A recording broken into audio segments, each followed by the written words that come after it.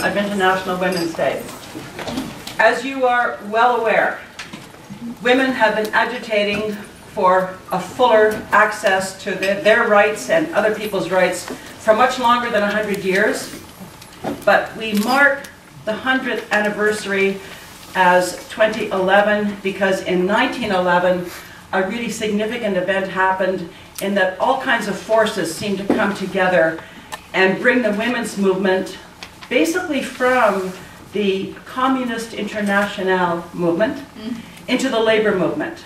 And so we as labor activists recognize 1911 as the first year of major labor agitation for women's rights. Actually, in 1911, just imagine this, in various cities in Europe, Austria, Germany, there were 1 million participants in various rallies during that year. And when you get a force that big, of course, it's spilled across the ocean, came to New York, where many immigrant women were working in terrible conditions in the garment trade in New York City. And that really started the labor movement of women here in the North American continent. So this is our 100th anniversary. My name is Elaine MacDonald. I'm happy to be the president of the Cornwall District Labor Council. And I'd like to introduce to you the other members of the executive of the Labor Council who are with us today.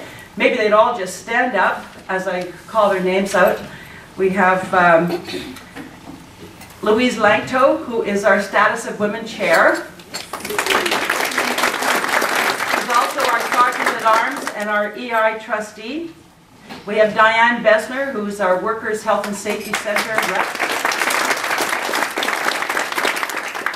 Richard Deneau from the United Association of Journeymen and Apprentices of the Plumbing, Pipe Fitting, Sprinkler Fitting Industry of the United States and Canada, Local 71.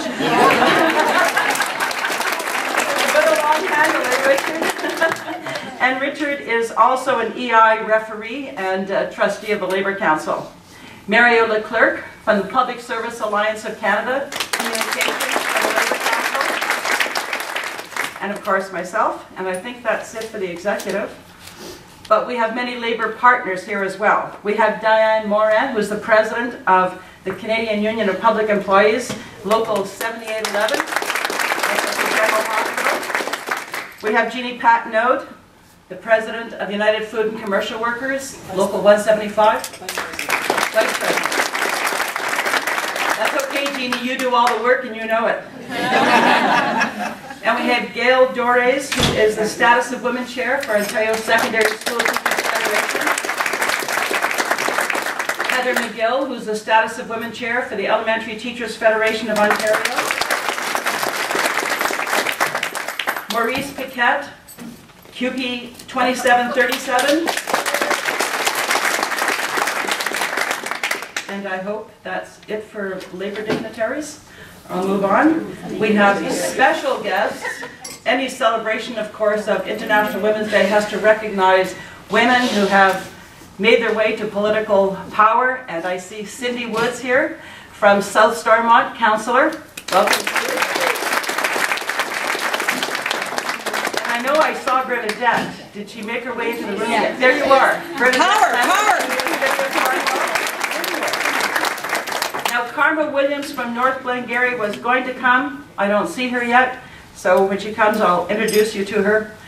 And we have many other special guests. I'd like to recognize Katie Burke, Director of Rotary Club 7040. The empire this woman rules over, of which she is queen, extends from Nunavut to New York State, Quebec, Ontario. Probably the most powerful person in the room, I would say. And Katie, you wear it well. We have with us Peggy Haramis, the campaign chair of the United Way of Stormont, Dundas, and Glengarry. Alyssa Bled, the executive director of the Agape Center. Better stand up there so you can see who you are. Kim Lozo beside her, the director of Success by Six, beside Peggy actually.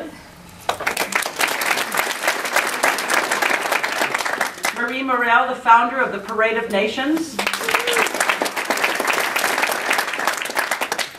Hamida Hafizi, the CDISA, that is the Carmel and District Immigrant Services Agency, award winner for Community Service 2011. She got this award 2 days ago. So Hamida, please stand.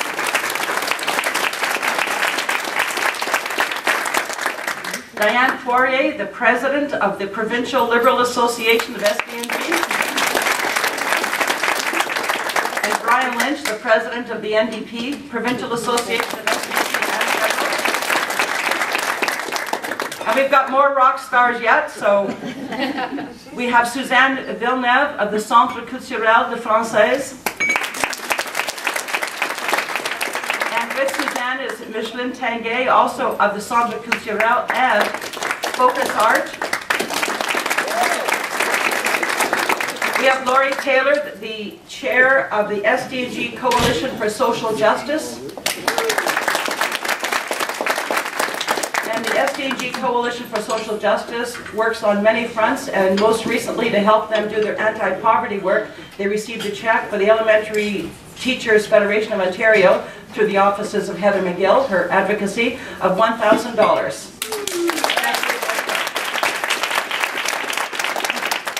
We also have two journalists, probably the two newest journalists on the Cornwall scene. We've got Maëlys Renaud and Julia Lucio, the Secret Chicks. There they are. And you've seen their paper, I'm sure, at various places you go to in Cornwall. So I think they've had copies here today that they're going to pass out to you as you leave the room. And I hope I haven't forgotten anybody. If I have, I'll just announce it later. And of course, I saw Natalie tiptoe in. Natalie, we were so worried. We knew you were here last night, but we thought maybe you went to the wrong spot. So welcome. This is Natalie Mara, from whom you'll be hearing very much later.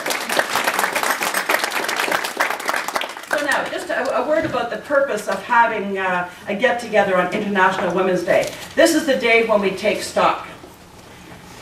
100 years ago, women were agitating for the right to work, the right to vote, the right to hold office, and an end to discrimination on sexist bases. So you know that now we can vote, but we still often don't have a woman we can vote for. And when it comes to political office, women are still holding only 22% of offices in Canada. And apparently to have an impact, you have to have at least a measure, say 33% or more, in order to impact legislation. So, you know, we've made some progress, but we're nowhere near there yet. But we do have one provincial premier in waiting who's a woman, that's Christy Clark in BC. And we have a provincial premier who is a woman in Newfoundland, and that is Catherine Dunderdale. So, we measure our progress, but we see that this is really, it's a call to action at the same time. When you look at our working conditions, this is pretty sad, because women are stalled. We started in 1950 when people measured equal pay we were stalled at 49%, I think, in 1950. By 1970, we made it to 70%. And now, in 1990s, we got up to 72, 73, and believe me, we're stalled there. So we've got a lot farther to go, and unfortunately right now with the economic downturn, women are bearing the greatest brunt of the effects of the downturn, because when it comes to part-time jobs and minimum wage jobs, as you know, there's always great access for women, but the access tends to stop at that level. Now union women, of course, tend to make 95% of what men make. So thank heavens for the labor movement. But there's so many more women who are inside the labor movement and who are disadvantaged. And then, of course, I mean, this is a downer, but I'll just say a couple more areas where women really haven't reached their potential.